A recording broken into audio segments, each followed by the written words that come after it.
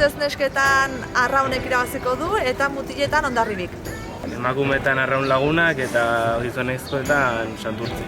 Emakumeetan Arraunek irabaziko du, igual Orio gertu ibiliko da, baina honek uste Arraunek irabaziko dula. Eta mutiletan Hondarribin alde egingo nuke, baina Santurtzi ere hori ibiliko da. Gizonetan Hondarribik eta nesketan Arraun Lagunak.